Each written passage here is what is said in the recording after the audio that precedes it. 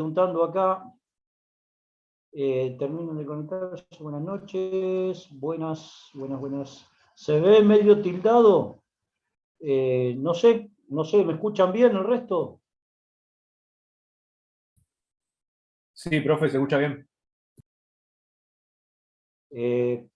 Patagua es que pregunta, ¿no? ¿Puede ser? Se escucha bien, Gus. Va, yo te escucho bien. Sí, profe, no, igual era por cómo se ve, porque te veo un poquito tildado, pero voy a reiniciar la compu y entra nuevo. Bueno, ¿vos lo vas a grabar, Federico? Sí, ahí voy a cambiar el enlace porque el otro drive lo tengo lleno, así que cuando termine la clase, mando por campus, te mando un mensaje privado así cambiamos el enlace. Vos sabrás. Pero ahí vuelvo yo.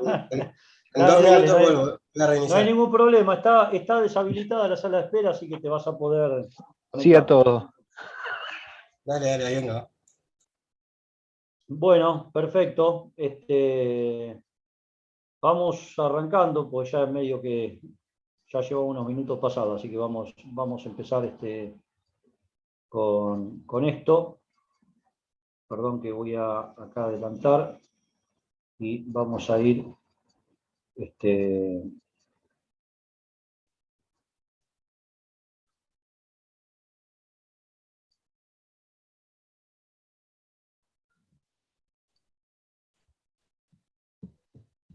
acá estamos.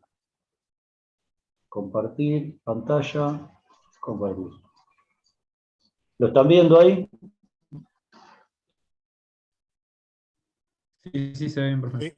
Bueno, antes que nada, ya está, como les dije, está subida la versión corregida. No le cambié la versión porque lo estuve revisando todo el apunte y no encontré otro error, más que aquel que habíamos dicho de la integral perdón que voy a correr esto de acá, esta integral que había quedado cambiada. Sí, que decía P1 y era P. P1, exacto, así que acá está corregido ya, la expresión. Estuve revisando las otras expresiones, estuve revisando unidades también, y no encontré, capaz que en el desarrollo por ahí de la clase, por ahí si me salta alguna otra cosa más, después lo corrijo, pero no cambié la versión porque era por eso solo, así que mantuvimos la versión 5. Lo que sí les pido, borren los que ya la bajaron, borrenla y grábense o bájense la del campus actual, que es esta. Bien, a ver, ayer estuvimos explicando el tema de la energía interna como una función de estado o potencial. Dijimos que era justamente independiente del recorrido que hace la transformación. Depende del estado inicial y final y nada más. Y eso lo aplicamos a un sistema cerrado, es decir, hablábamos de una masa de gas que estaba aislada en el sistema y que no podía otra cosa más que recibir calor y producir un trabajo equivalente, y que había como una suerte de equivalencia entre ese trabajo y ese calor, y cuando el ciclo se daba, el calor y el trabajo tenían que ser forzosamente iguales, porque no había otra manera o no había otra energía que nosotros pudiéramos cuantificar en ese proceso. Pero en un proceso abierto, una transformación abierta, donde el estado inicial y final varían, no necesariamente las cantidades de Q y de L iban a ser equivalentes, y esa diferencia entre cantidades de calor y trabajo se veía materializada en un aumento de una energía propia del fluido, que es lo que llamamos energía interna, debido a la actividad molecular. Y habíamos dicho que esa energía interna es función de la temperatura en gases ideales, como vamos a ver más adelante, y en fluidos reales puede ser función de la temperatura y de la presión, pero para fluidos ideales, que es por ahora donde nos estamos moviendo, aquellos que cumplen la ley de Boyle-Mariotte, las leyes de Boyle-Mariotte y de Charles Gay-Lussac, la energía interna, ese U que dijimos, debido a la actividad molecular de la sustancia, es función de la temperatura y nada más.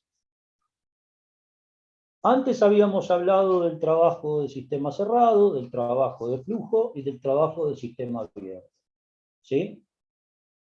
Y ahora vamos a ver aplicado todos estos conceptos que estuvimos viendo hasta acá en un sistema que es abierto ahora, en régimen permanente, para lo cual planteábamos un caso general como el de este diagrama, en el cual tenemos un fluido que ingresa y que va a recibir en ese, digamos, en ese proceso algunas transformaciones, obviamente. Fíjense que la transformación es abierta porque esto entra en un estado 1 y sale en un estado 2. O sea, no tenemos un ciclo acá. Ese estado 1 con el que ingresa, que es presión 1 y volumen específico 1, el producto de estos dos, acuérdense que era el trabajo de flujo 1. P por B era el trabajo de flujo, dijimos. Acá en la salida pasa lo mismo, P2 y B2. Tendremos un trabajo de flujo 2 acá. Y ese trabajo de flujo era la energía que el medio hace para que esa masa, con esta presión y a este volumen específico, pueda ingresar al sistema que yo estoy considerando. Acá alguien me está preguntando algo. Ah, estás grabando, Federico, perfecto, dale. Aprovecho el Zoom este que tengo, que no es el de la Facu, que me permite hacer gráficas, y voy a marcar aquí esto. Fíjense que mi frontera está dada acá. Es decir, mi sistema es esto, lo que está acá metido dentro de este cuadrado. Vamos.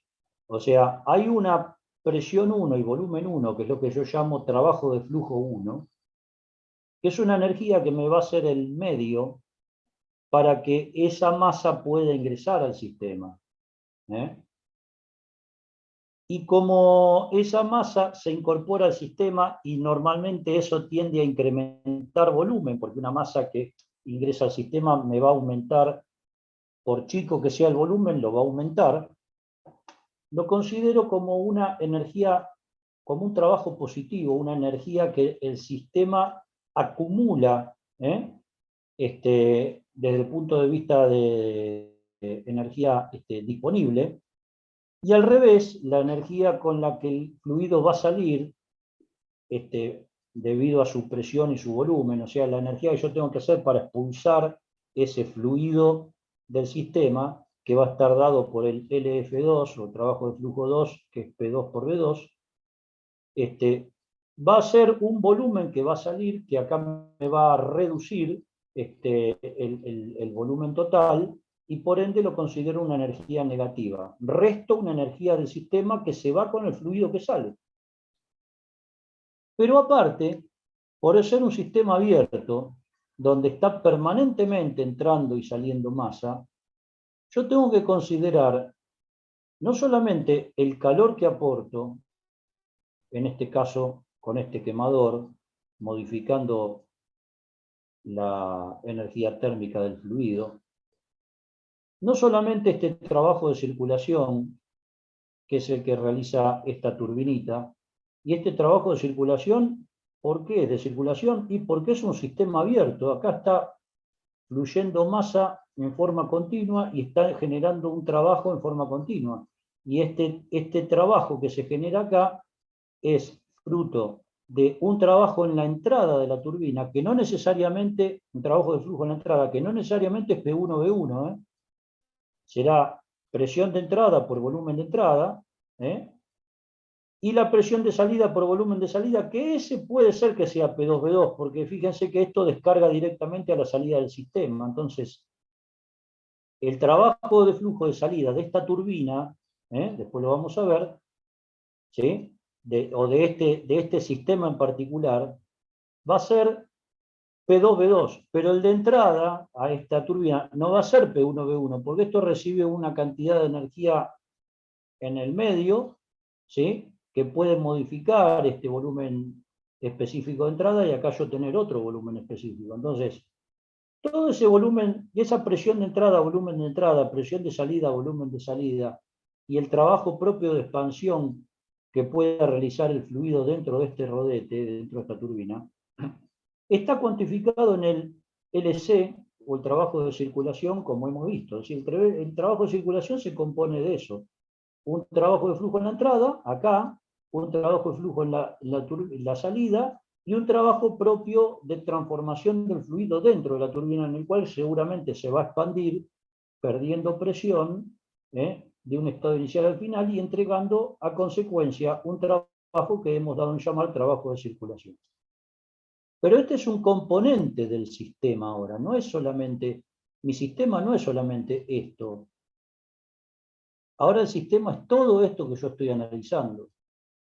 Es este precalentador, en el cual tengo un quemador, es este fluido que ingresa y que va a entrar con una energía potencial y que va a entrar con una energía cinética, W1, ¿sí? Que va a recibir un calor, que va a generar un trabajo en este equipo y que va a salir a una altura distinta de la altura con la que entró. Acá, repito, la llamamos H2 y esto no lo he podido modificar en el gráfico. Después veré a ver si por ahí le puedo poner de alguna manera, porque las alturas en general las llamamos Z. Acá quedó esto extractado de otra imagen y no lo he podido modificar. No me resultó fácil cambiarlo. Pero después en el desarrollo del texto vamos a ver que esta H es lo que la altura, la vamos a indicar como la altura geodésica, respecto a un nivel de referencia, la llamamos Z. Esta altura me va a generar una energía potencial distinta de esta. Esta velocidad de salida, que no necesariamente va a ser igual a la de entrada, me va a generar una variación de energía cinética. Entonces, ¿qué pasa? Cuando yo planteo la transformación que se está dando acá abierta, porque tengo un estado inicial y un estado final, entre los cuales el fluido va a evolucionar, yo planteo el primer principio, como dije, Q igual L más delta U, y donde delta U sería la energía interna a la salida menos la energía interna en la entrada. Dijimos que esto era función de la temperatura. Pero que sería el trabajo que se genera acá dentro, en realidad es una sumatoria de varias energías mecánicas. A saber, el L compuesto para todo este sistema es el LC que me está entregando este rodete, un trabajo mecánico de circulación, más una variación de trabajo de flujos entre la entrada y la salida. ¿Por qué? Porque esto entra con P1B1 y acá sale con P2B2. A veces la pregunta que surge acá es, pero perdón, ¿el trabajo de flujo no está contemplado dentro del LC? Y ahí vuelvo a lo que les expliqué recién. La variación de trabajo de flujo está contemplada en este LC, pero el trabajo de flujo de la entrada acá y el trabajo de flujo en la salida aquí. No el trabajo de flujo en la entrada acá y el trabajo de flujo en la salida acá. Este LC contempla el P de entrada y volumen de entrada y el P de salida y volumen de salida, que como les dije puede coincidir con el P2B2. Pero este P de entrada y volumen de entrada no necesariamente va a ser el P1B1. Entonces, P de entrada, volumen de entrada, P de salida, volumen de salida y el trabajo propio de expansión que hace el gas acá, lo estoy considerando todo dentro de este LC. Pero para mi sistema, que este cuadrado que estoy enmarcando, voy a tener este trabajo de circulación propio de esta masa que va evolucionando acá, que se va a materializar en el eje, normalmente, y esto creo que es algo que he omitido mencionar, el trabajo de circulación es fácilmente materializable porque se puede ver o se puede identificar en un proceso transferido a través de un eje. Un eje que está girando continuamente como el que produce el trabajo de un motor, o como nosotros en este caso podríamos entregar, si fuera esto una turbina, o también inclusive el trabajo que nosotros tenemos que proporcionarle, que sería negativo en el caso de una bomba, ¿sí? Porque el trabajo lo tiene que realizar el medio contra el sistema. Todo lo que se materializa a través de un eje, ¿sí? Donde hay una circulación de fluido, es un trabajo de circulación, porque justamente hay una entrada y salida de fluido. En una bomba lo hay, en un motor lo hay, van a entrar gases, combustibles y van a salir gases quemados. Es decir, siempre que hay un trabajo transferido en un eje, piénsenlo como trabajo de circulación. Y acá esta turbina me está entregando eso. Pero repito, aparte, mi sistema, que es este cuadrado, va a tener un trabajo de flujo que le realiza el medio, y que no va a ser el trabajo de flujo en la entrada de la turbina, no, es el trabajo de flujo de entrada al sistema, que es este P1-B1. Y un trabajo de flujo acá, a la salida, P2-B2, también del sistema. Entonces, este delta LF está contemplando esta variación entre el trabajo de flujo LF1 y el LF2, entrada y salida del sistema. Voy a tener también una variación de energía potencial. Y sí, va a ser la masa por gravedad por esta altura de salida, menos la masa gravedad por esta altura en la entrada.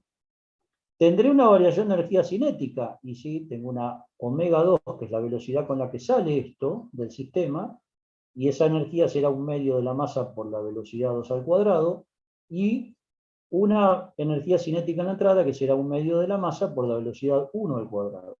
Entonces, voy a hacer este desarrollo según este planteo que acabo de presentar. A ver, tengo que salir de la gráfica para poder bajar. Y tengo que borrar acá.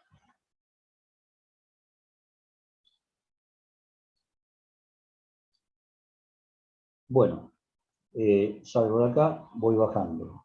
Fíjense que la energía cinética será un medio de la masa por omega al cuadrado. Esto me da newton por metro.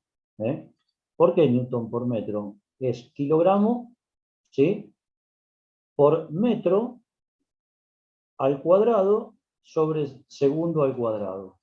¿Está bien? A ver, kilogramo por metro sobre segundo al cuadrado me da newton. Para llegar a kilogramo al metro cuadrado sobre segundo cuadrado tengo que multiplicar por metro, o sea, me queda joule. Y MGH también, esto me va a dar joule porque esto es kilogramo por metro sobre segundo cuadrado por metro, o sea, me queda kilo por metro cuadrado sobre segundo cuadrado, me da joule. Ambas energías, entonces, las voy a contemplar y voy a plantear la ecuación del primer principio, teniendo en cuenta que el L se compone de todos estos factores. Entonces, Q será la energía, el delta U, que será la energía interna final menos inicial, más L. Y L es todo esto, dijimos. Por lo tanto, saco el paréntesis y empiezo a trabajarlo. Digo, energía mecánica producto del trabajo de circulación, es el LC. La energía cinética, la variación de energía cinética va a ser un medio de la masa por la diferencia de los cuadrados de velocidades. La diferencia de energía potencial va a ser M por G por la diferencia de alturas. Fíjense que acá lo puse como Z y Z, Z2 y Z1. En lo sucesivo así lo llamaremos a las alturas geodésicas debidas que modifican la energía potencial. Y el delta LF, esto será P2B2 menos P1B1. ¿Sí? Trabajo de flujo en la salida menos trabajo de flujo en la entrada. Y ahora lo que voy a hacer, voy a agrupar de un lado todo lo que entra y de otro lado todo lo que sale. Fíjense, todo lo que tiene signo menos es lo que está entrando, porque acá tenemos Q. Pasamos el U1, lo pasamos, es la energía interna de entrada, lo pasamos sumando para el otro lado. El 0,5 de un medio de la masa sería esto, ¿no? Por la velocidad de 1 al cuadrado, que está con signo menos, lo pasamos para el otro lado como más 0,5 de m por omega 1 cuadrado. mg por z1, que estaría con signo menos, lo pasamos para el otro, y el P1V1, con signo menos, también lo pasamos para el otro lado. O sea, todo esto sería la energía que estoy haciendo ingresar. Estoy metiendo calor, estoy metiendo una energía interna que es la que trae el gas consigo en función de su actividad molecular en la entrada al sistema, eso ya lo trae previamente. Va a traer una energía cinética, que es la que yo voy a recibir con ese fluido que ingresa. Voy a tener una energía potencial, que es la que también voy a recibir en función de la altura que ese fluido tenga, respecto al sistema, y voy a también tener un trabajo de flujo producto del desplazamiento de masa que yo hago para que esa masa pueda ingresar, que es el P1V1, según hemos explicado en las clases anteriores. ¿Qué va a salir de este sistema? Va a salir un trabajo de circulación, va a salir una energía interna 2, con el fluido que se va, una energía cinética 2, debido a la velocidad, una energía potencial 2, y un trabajo de flujo, que es el que yo tengo que hacer para expulsar a ese fluido del sistema. Fíjense que esto que tenemos acá,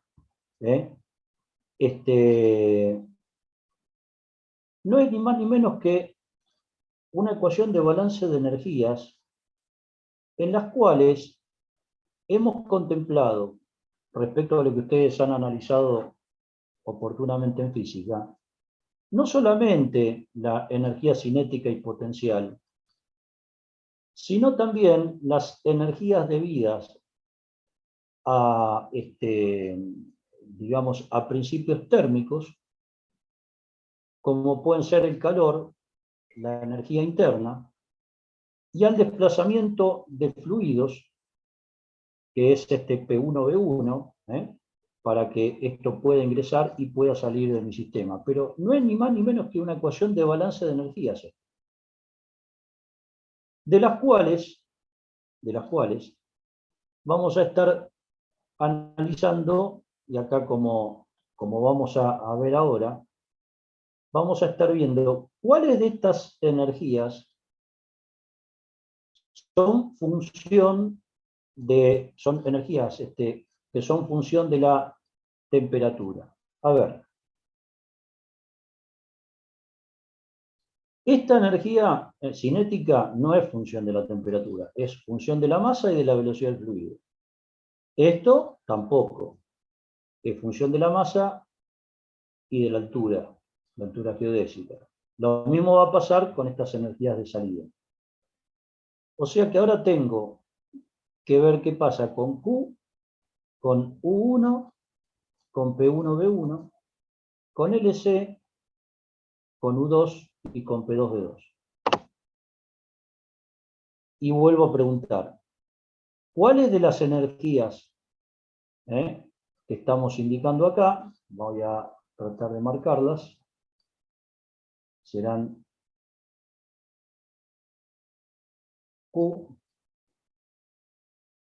U1 y P1V1, dependen del estado termodinámico. Y esto, lo mismo. Esto, U2 y P2V2. ¿Cuáles dependen del estado termodinámico? La Nosotros ya energía sabemos interna la energía y interna. P1V1. Sí, señor. La energía interna y P1V1. ¿Por qué Q y LC no? Porque ya lo explicamos. LC es la sumatoria de un trabajo de flujo más un trabajo de expansión del gas.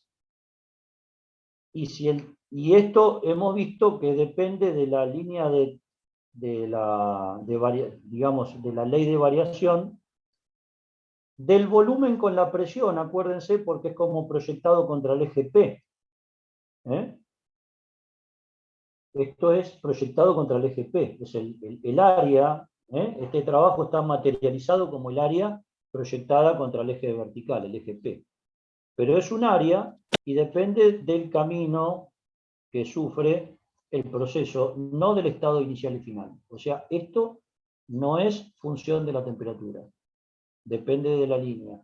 Esto tampoco, porque el calor dijimos que no es una magnitud que depende del estado inicial y final.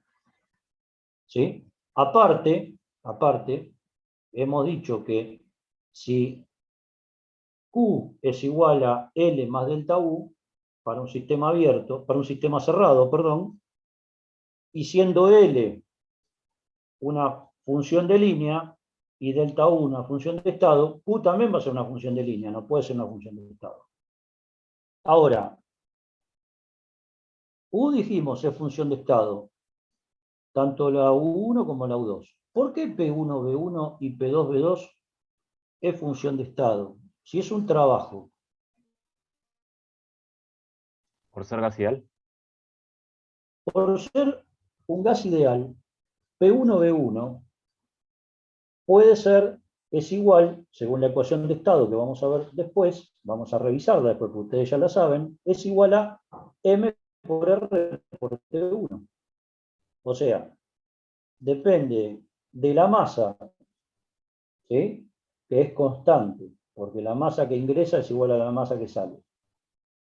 Depende de la constante R del gas y depende de la temperatura. O sea, este trabajo de flujo, a diferencia del trabajo de expansión o del trabajo de circulación, se puede cuantificar como una función de estado, porque la energía que me hace el medio para introducir la masa y la energía que yo tengo que hacer para sacar la masa del sistema, en el caso de considerar un gas ideal, podemos aplicar la ecuación de estado de gases ideales y decir P por B igual a M por R por T. Entonces, ya sea en función de la masa o en función del número de moles, no sé cuál es la que más han utilizado, vamos a ver las dos, ¿sí? N por R molar por temperatura también podría ser. Pero a lo que voy, P por B es una función de T, porque la masa es constante y R es la constante del gas. Entonces,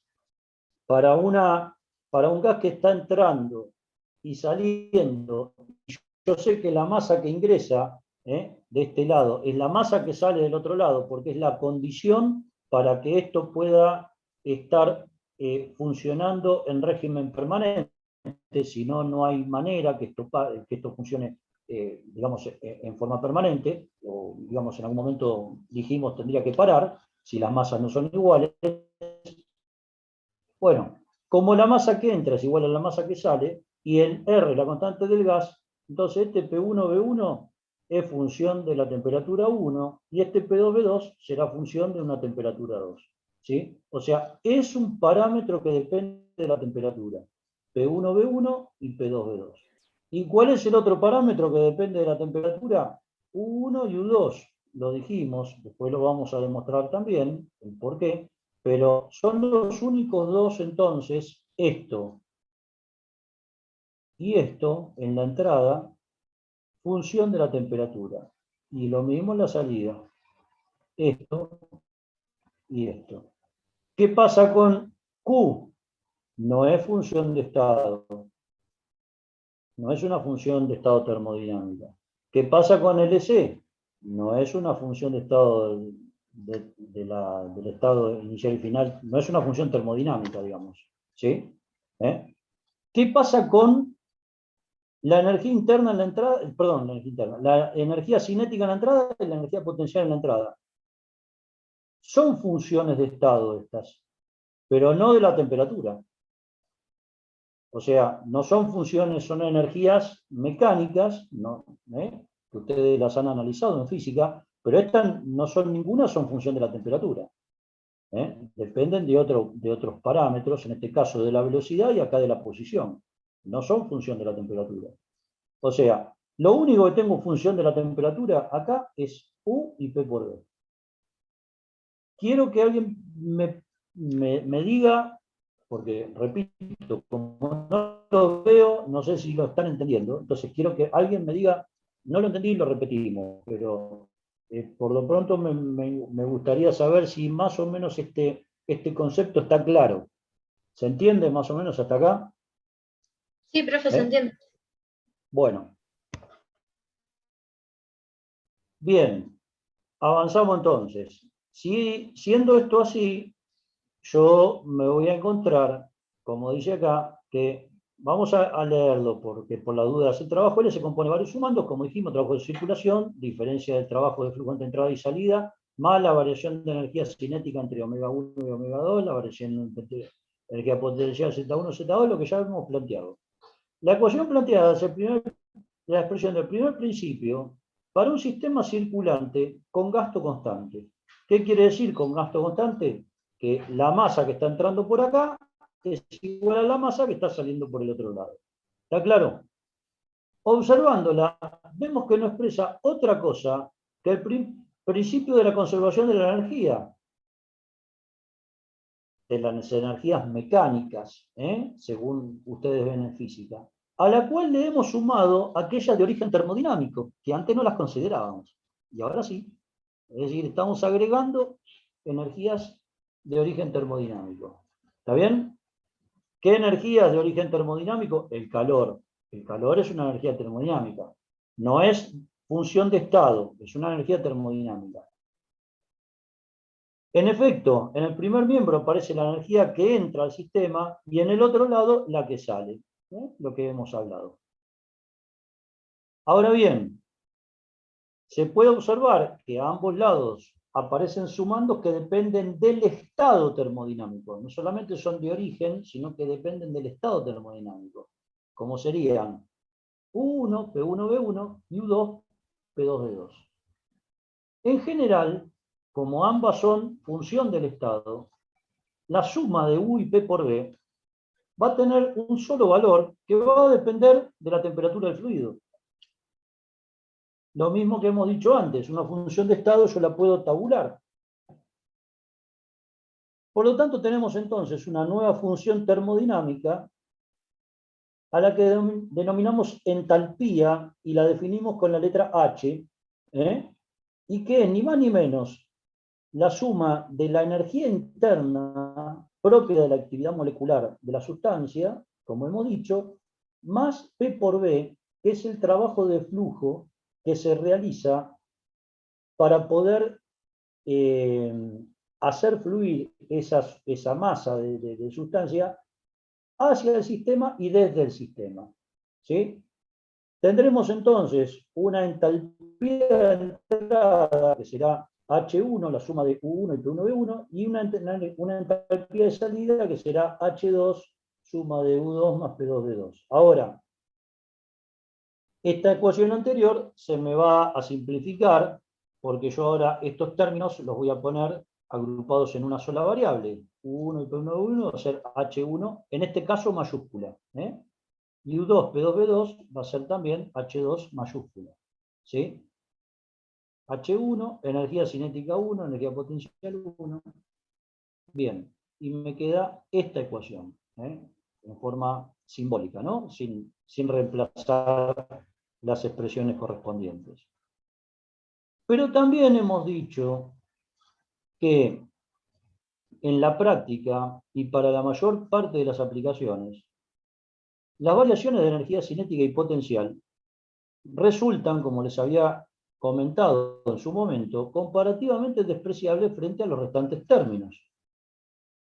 Si yo contemplo esto, si yo lo tengo en cuenta, esta expresión anterior se me va a reducir a una expresión mucho más chica, que es muy parecida a la expresión que hemos encontrado para un sistema cerrado que realiza una transformación abierta. Acá también estamos haciendo un sistema abierto que realiza una transformación abierta, en los cuales estamos cambiando lo que sería la variación de energía interna por la variación de entalpía y el trabajo propio de un sistema cerrado ahora por un trabajo de circulación, que es el que hemos contemplado en este sistema que hemos analizado acá, ¿sí?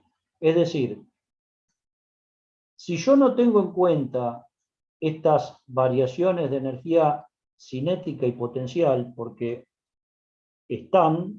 son cuantificables, pero hemos dicho que frente a las variaciones de energías térmicas, resultan sumamente chicas o de poco peso comparativo, porque hemos hecho algunos análisis incluso numéricos, ¿no? Diciendo que una variación de energía cinética para una masa de 1 kilo, una variación de energía cinética de 10 metros por segundo, de velocidad, me genera una variación de energía cinética aproximada de 50 joules. Y una variación de energía potencial de 10 metros para 1 kilo de masa me genera una variación de energía potencial de 98 joules. Frente a 1 kilocaloría, que son 4.185 joules, resulta un valor muy menor. Y ni hablar si hablamos, en vez de 1 kilocaloría, hablamos de 100 kilocalorías o 200 kilocalorías. Bueno, ya las variaciones de energía cinética son sumamente menores comparativamente hablando. Ustedes piensen que tener un sistema donde entre la entrada y la salida tengamos 10 metros de diferencia de nivel, no es un sistema cualquiera, tiene que ser algo bastante grande, que en un proceso nosotros tengamos en una industria entre la entrada y salida en un fluido que está recorriendo un sistema, tengamos una variación de altura de 10 metros, no es muy común. Y que tengamos una variación también de velocidades de 0 a 10 metros por segundo, tampoco es común. Entonces, estamos hablando de 50 joules y 98 joules, variación de energía cinética y potencial respectiva, para casos que son extremos, porque en general las variaciones de nivel son mucho menores, y las variaciones de velocidad en un conducto donde está circulando un fluido también son menores, nunca son tan grandes. Nunca tenemos 10 metros por segundo de variación de velocidad, y tampoco tenemos 10 metros de altura en variación de energía potencial. Por tanto, son valores que podemos despreciar frente a las energías térmicas y mecánicas, y eso es lo que estamos considerando en esta simplificación. Pero tengan presente que esta expresión, ¿sí?, que acá está puesta como un igual, en realidad debería, esto ser, y vamos a ponerlo, a ver si esto me permite ahora, esto tendría que ser, en rigor, un aproximado. Es un aproximadamente igual, ¿sí? ¿Por qué no es exactamente igual? Y porque no estoy considerando las variaciones de energía cinética y potencial, que por leve que sean, están. ¿Me siguen en esto? Por lo tanto, si yo estoy analizando un sistema abierto en el cual no existen variaciones apreciables de energía cinética y potencial, o que las mismas las puedo considerar irrelevantes frente a lo que son las energías térmicas y mecánicas que se están produciendo, bueno, podemos aplicar esta expresión reducida, que sería que el calor va a ser igual a LC más delta H, ni más ni menos que eso. Visto desde el punto de vista de la unidad de masa, obviamente que este Q va a ser Q chica, LC también va a ser LC chica, y delta H, H2 menos H1, también va a ser los términos respectivos por unidad de masa. Entonces, en un sistema por el cual circula gas en flujo continuo, o sea, con gasto constante, despreciando la variación de energía cinética, y potencial, el calor aportado a ese sistema tendrá como consecuencia un trabajo de circulación y una variación de la entalpía del gas. ¿Se entiende el concepto de entalpía? ¿Sí? Sí, ¿Alguien profe. lo quiere repetir esto? ¿Quieren que lo repitamos o se entiende más o menos bien? Se entiende, profe. Vamos a profe, verlo se entiende. Bueno, vamos a verlo esto aplicado a algún par de equipos que aparecen en la industria y vamos a ver cómo se debería considerar esto que estamos hablando. ¿Sí? Un evaporador. Un evaporador, o caldera, como se la conoce, igual la caldera es genérico y muchas veces contempla otros elementos que no son solamente la fuente que genera vapor. También el tratamiento previo, lo que es el economizador o precalentador, y eventualmente un tratamiento posterior del vapor, que es el sobrecalentador. Todo forma parte de lo que sería la caldera. El evaporador es en sí una parte de la caldera, a veces se lo confunde, aunque sí es el corazón del equipo, es el que produce el cambio de estado físico de la sustancia. Nosotros vamos a tener, en este caso, ¿sí?, un evaporador en el cual va a estar entrando un fluido con una entalpía H1. ¿Y eso qué quiere decir?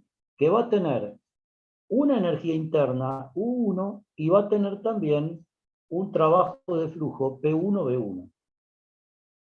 Este H1, fíjense que es minúscula, por lo cual está considerado por unidad de masa. Quiere decir que esto va a ser la suma de una energía interna U chica más P1 por B1 chica, o sea, volumen específico, ¿no? Es decir, estamos considerando todos parámetros por unidad de masa. ¿Cómo va a entrar ese fluido? Va a entrar en estado líquido, ¿sí? En ese, digamos, en este equipo se le va a aportar una cantidad de calor, y ese calor, supuestamente, si está transferido íntegramente al fluido que está ingresando, va a producir un cambio de fase y va a hacer que este fluido salga en otro estado, ¿sí?, con una entalpía H2, que va a ser la energía interna U2 más P2-B2. Ahora, fíjense que para este caso no hay ningún trabajo producido acá, porque trabajo de circulación no tengo, no hay ningún eje acá que me esté transfiriendo trabajo. Por lo tanto, si no hay ningún eje, en una caldera no lo existe, podemos decir que el trabajo de circulación es cero, y por otro lado, tenemos dos consideraciones más que hacer. El evaporador trabaja a presión constante y a temperatura constante. ¿Cómo es esto? Bueno, a ver. Muchas veces ustedes tienen el concepto de lo que pasa con una olla a presión o con cualquier calderita que inicialmente, estando apagada, se le carga de un líquido, ese líquido se lo pone a calentar hasta que llega al punto de ebullición y ahí se empieza a generar el proceso de cambio de fase o de evaporación. En la puesta en marcha, es cierto, la caldera o el evaporador produce también un calentamiento, una entrega de calor sensible, como se llama, siendo el calor, ¿saben la diferencia entre calor sensible y calor latente? ¿Lo han hablado?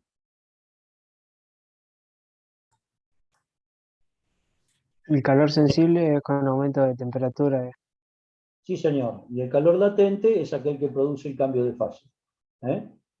Entonces, en el calor sensible mantenemos la fase de la sustancia. Yo caliento agua y estoy haciendo un aporte de calor sensible, mantengo el estado líquido y la diferencia de temperatura, como ustedes calculan en calorimetría, va a ser proporcional al calor entregado. En el cambio de fase, no tengo variación de temperatura.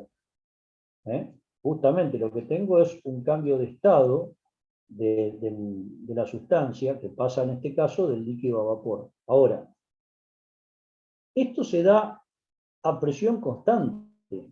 ¿Esto es así? Bueno, visto desde el evaporador, este fluido que ingresa acá, ingresa con una entalpía y sale con una entalpía, pero resulta ser que la presión es prácticamente la misma. ¿Por qué?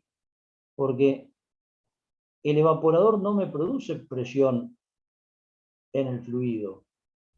Esto, para que ingrese acá, ya va a tener que traer una presión tal que le permita ingresar, porque si esto está operando, cuando la caldera está ya funcionando, olvidémonos de la condición inicial de puesta en marcha, cuando ya la caldera opera y hay una continuidad en el proceso, esto está trabajando a una temperatura constante, ¿sí?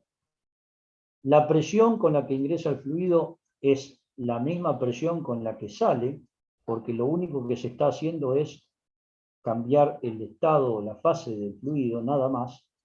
Y esta presión de entrada, ¿quién me la entrega? Y me la tiene que entregar algún equipo externo, en general una bomba.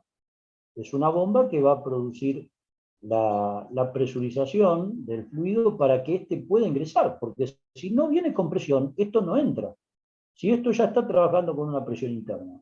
Entonces, mínimamente tiene que tener la misma presión que tengo dentro del evaporador. Si no, esto no entra. En general, la presión de entrada tiene que ser un poquito mayor para vencer justamente las pérdidas friccionales o pérdidas de carga que pueda tener este fluido en la tubería, etcétera, y poder incluso generar la aceleración del flujo desde la toma de la bomba hacia el interior de este evaporador. Perdón, Entonces, profe.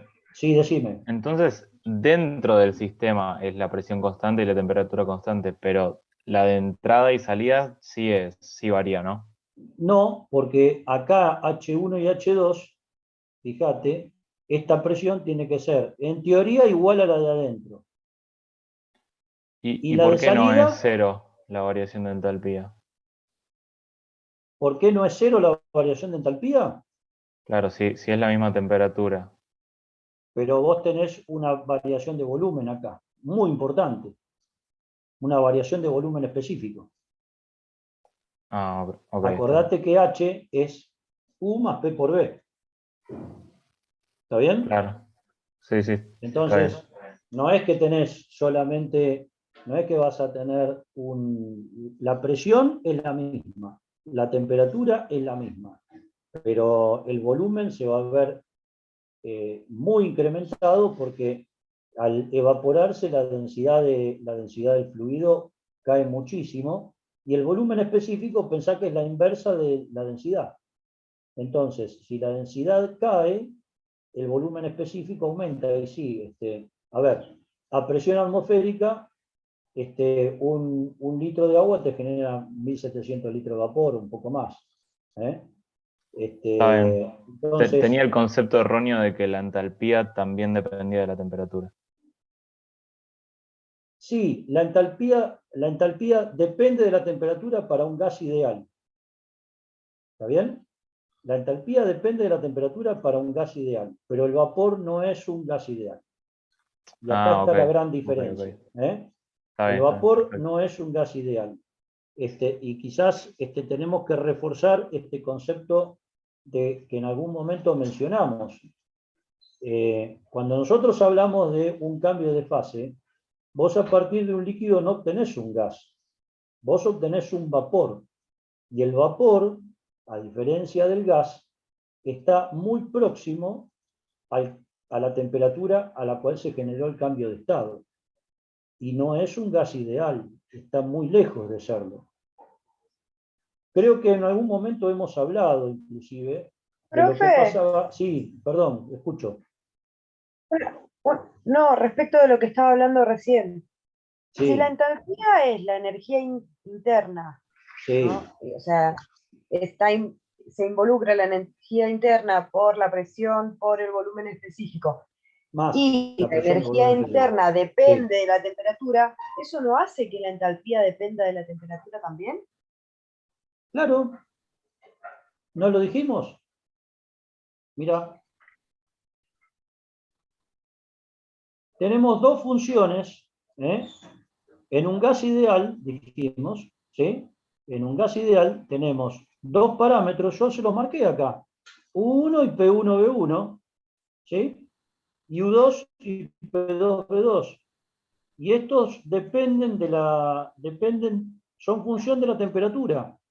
Esta energía, para un gas ideal, esto es función de la temperatura y esto es función de la temperatura. Y acá también en la salida, U2 y P2V2, ambos son función de la temperatura. Pero, Claro. como los dos son función de la temperatura, los agrupo en una sola variable. Si esto depende de la temperatura y esto también, ¿para qué lo vamos a poner por separado? Los agrupamos y decimos, lo llamamos H, será H mayúscula o H grande cuando sea U grande y P grande, y H chica cuando sea minúscula en ambos casos, ¿sí? La presión, como es un parámetro intensivo, que no depende de la masa, siempre es, Sí. ese no varía, ¿no es cierto? Lo que varía es, de la masa depende U y B, ¿no es cierto?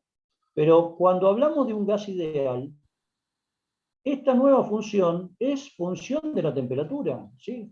Una nueva función termodinámica, la cual denominamos entalpía, la definimos con la letra H, y esta nueva función, que es la suma de las otras dos anteriores, y sí, va a ser una función que depende de la temperatura, para un gas ideal.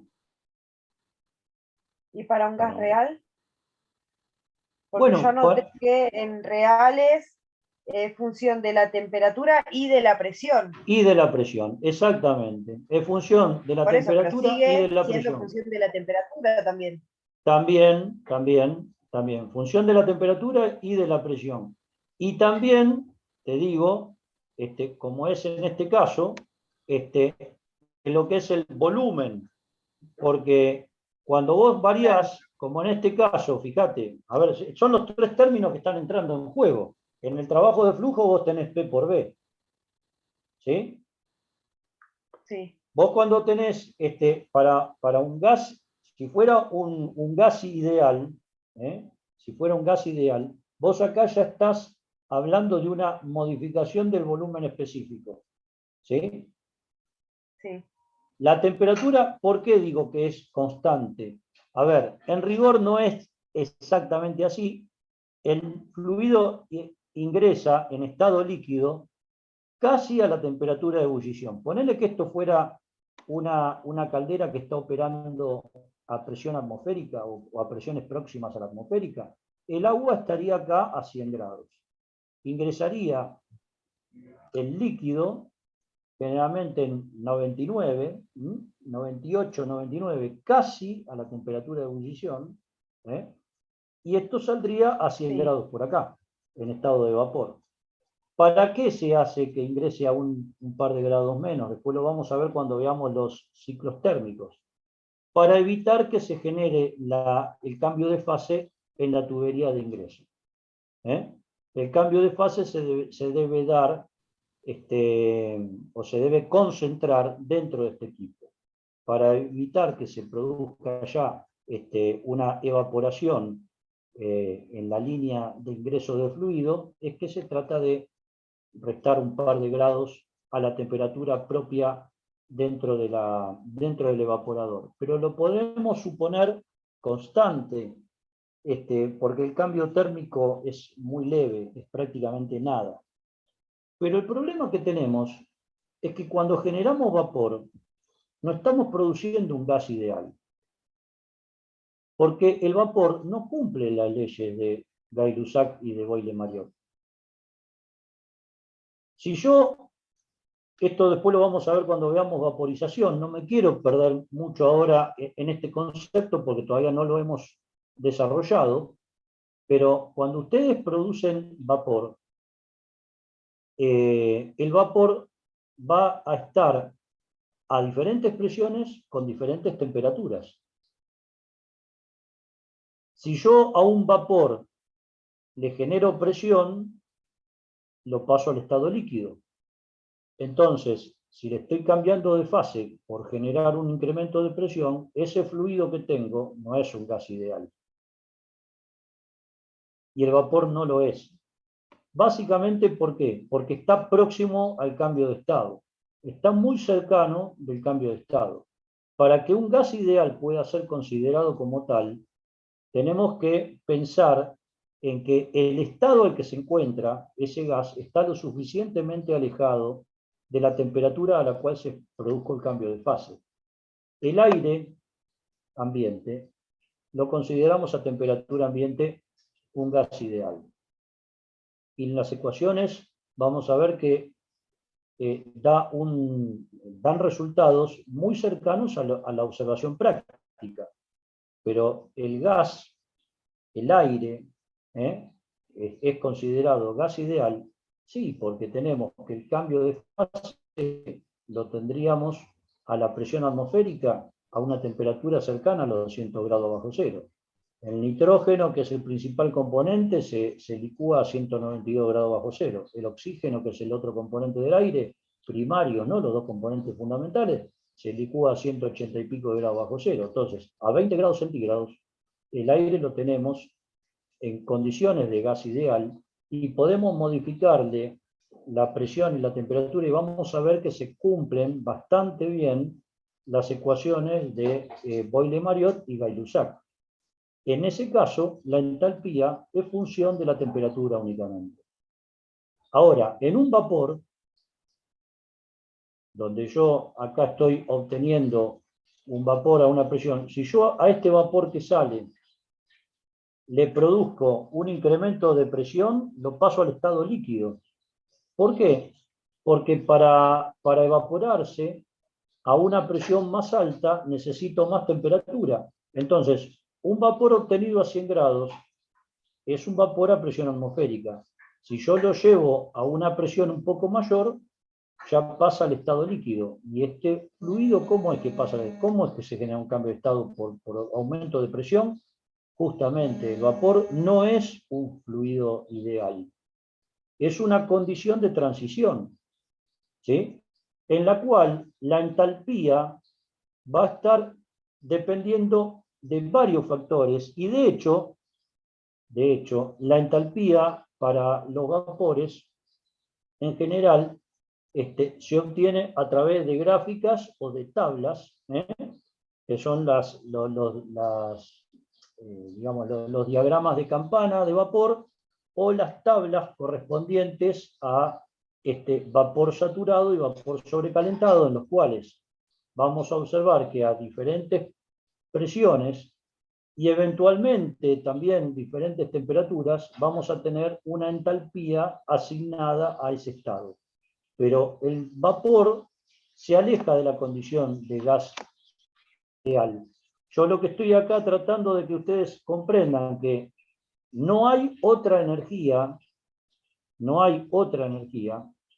en donde se pueda ir el calor aportado que en una modificación de la entalpía del fluido. Ahora, la entalpía de este fluido, para este caso, no es función de la temperatura, porque el fluido no es ideal. Nada más que por eso. Si me aceptan esto como condición por hoy, más adelante, cuando veamos la parte de vaporización, lo vamos a poder comprender un poco más en detalle. Acá lo que estoy diciendo es, no tengo trabajo de circulación, no hay ningún eje. No tengo otra forma de energía, más que el calor que estoy aportando. ¿Y en qué se va? Y en una modificación del cambio de fase. Y ese cambio de fase, ¿cómo lo puedo cuantificar energéticamente hablando? En una modificación de la entalpía del fluido, que ingresó con una entalpía de líquido y se fue con una entalpía de vapor.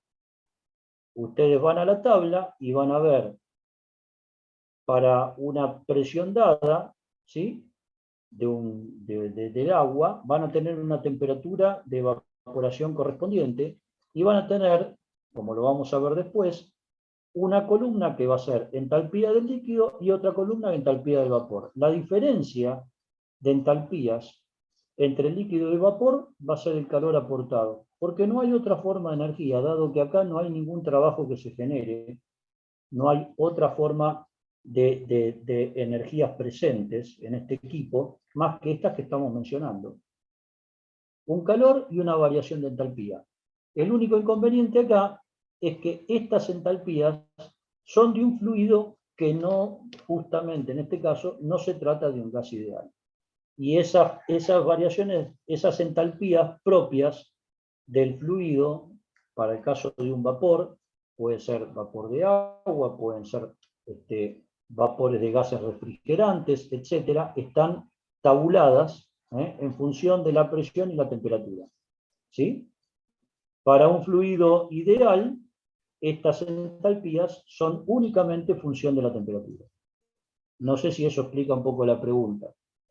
No te doy la respuesta completa, pero bueno, es un tema que seguro vamos a desarrollar más en detalle cuando veamos el apartado de vaporización. No sé si se entiende esto hasta acá. Estoy aplicando el primer principio que vimos. Q igual LC más delta H. Si LC es 0, el Q va a ser igual a delta H. O sea, todo el calor aportado se va a traducir en un aumento de la entalpía de H1 hacia H2. ¿Sí? Como el calor aportado es positivo, la entalpía de salida está claro que va a ser mayor que la entalpía de entrada. Es decir, este fluido vaporizado va a ver su entalpía incrementada, y eso lo pueden corroborar. Si alguno tiene a mano de alguno de los libros que hemos dado como bibliografía, las tablas de vapor, van a ver que donde dice a una presión determinada, entalpía para vapor de agua, ¿no? Entalpía del líquido, entalpía del vapor, van a ver que la entalpía del vapor es más alta. ¿Sí?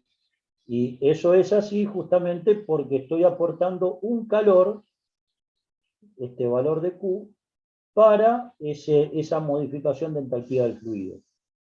¿Se entiende más o menos hasta acá? Sí, sí. Sí. Bueno, vamos ahora a la turbina.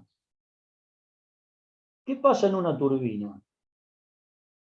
En una turbina yo tengo entalpía de entrada y entalpía de salida, y tengo un trabajo de circulación. ¿Sí? Ahora,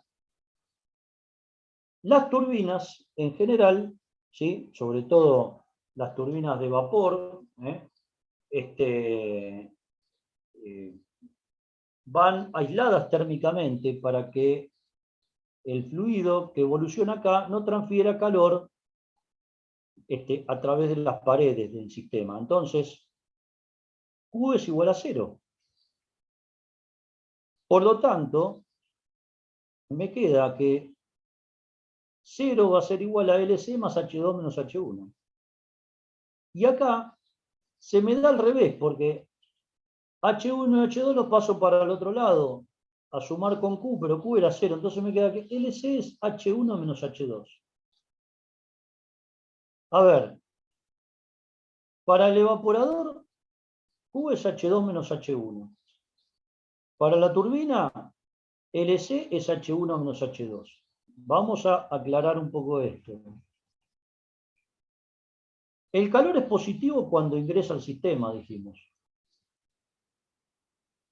Este calor que está ingresando, ¿sí? Porque es positivo, ¿sí? Va a ser a expensas, va a generar, no va a ser a expensas, va a generar un incremento en la entalpía del fluido, que ingresa con un H1 y sale con un H2. Se entiende que sea mayúscula o minúscula, es porque estamos hablando por la totalidad de la masa o por la unidad de masa, ¿no? Pero este calor, si es positivo, me está indicando que el H2 va a ser mayor que el H1. O sea, el calor aportado se traduce en un incremento de la entalpía que entró con H1 y va a salir con H2. Ahora, en una turbina, el trabajo aportado por el sistema, va a ser positivo cuando se hace del sistema al medio, dijimos, cuando hay un incremento volumétrico, y sí, el fluido acá va a aumentar de volumen, se va a expandir, va a producir un trabajo que va a ser positivo, y si ese trabajo es positivo, resulta ser que H1 es mayor que H2 acá. Sí, en este equipo, en cualquier máquina térmica, la entalpía de entrada del fluido es mayor a la entalpía de salida, y la diferencia de entalpías entre entrada y salida va a ser la que me va a generar ese trabajo mecánico, trabajo de circulación, en este caso porque hay un flujo de masa. No sé si se entiende lo que estoy diciendo. Entonces, para la caldera, Q positivo, H2 mayor que H1. La entalpía de salida mayor que la de entrada. En la turbina, trabajo de circulación positivo, es porque la entalpía de entrada va a ser mayor a la de salida. Ese trabajo se obtiene a expensas de una reducción de la entalpía del fluido que evoluciona. Puede ser una turbina de vapor, puede ser una turbina neumática, si quieren, como la de un torno de odontología, por ahí. Esto viene con una entalpía, sale con otra entalpía, la diferencia de entalpías del aire, en ese caso, produce un trabajo mecánico en un eje, que es con el que nos torturan cuando vamos al dentista. Es un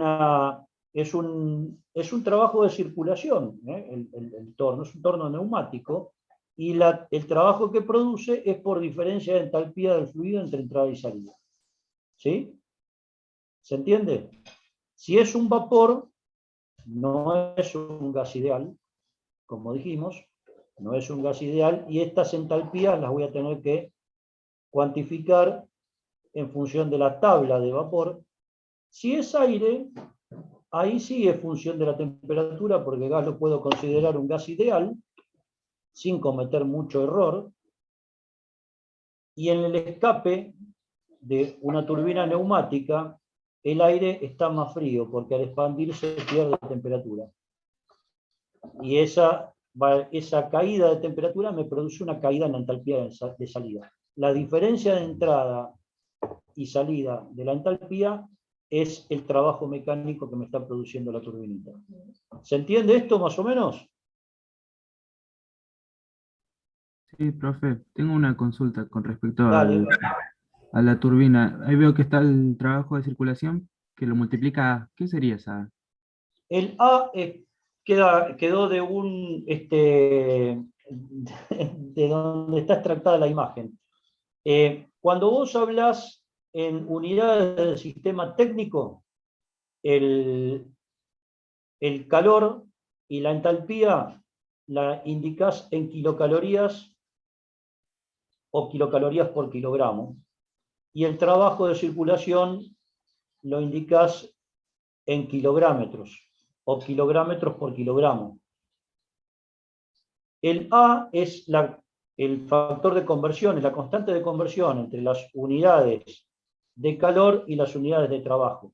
Esto lo expliqué en la clase anterior, lo repito. Es un factor de conversión.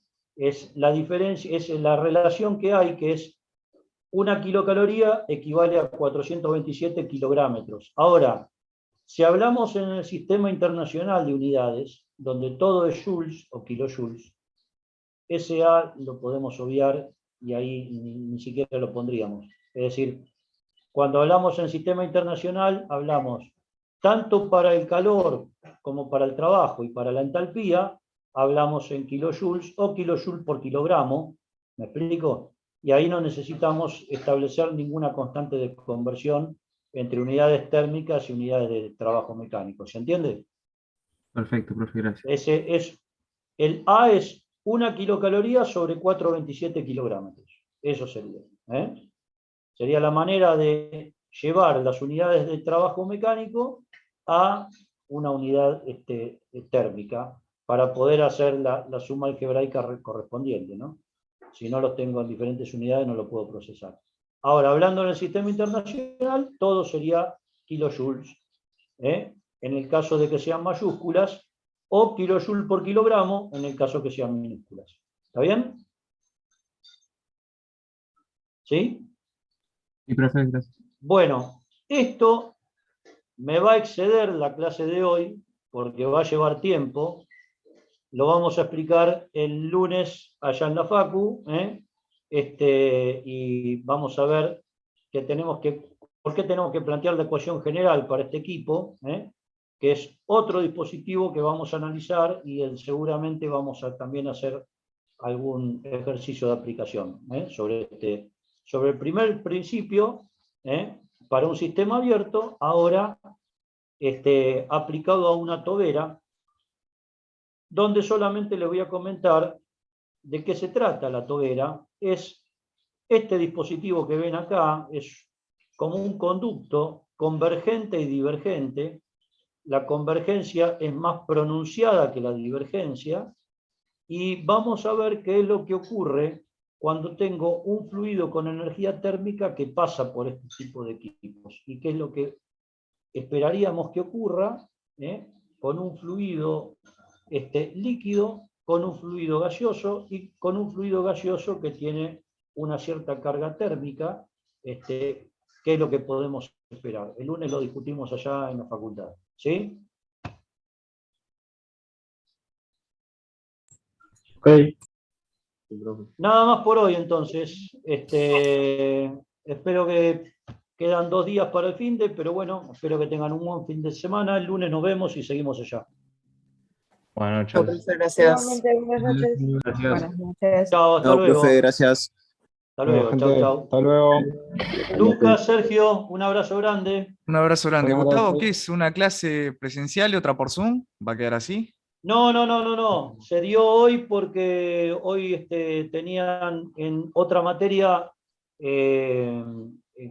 clase asincrónica, entonces para no hacerlos ir a la facultad, les dije de dar la clase por Zoom. Va a ser Pero yo recién intermitente. Entonces. acabo de llegar de la facu, porque yo estuve dando otra materia ya.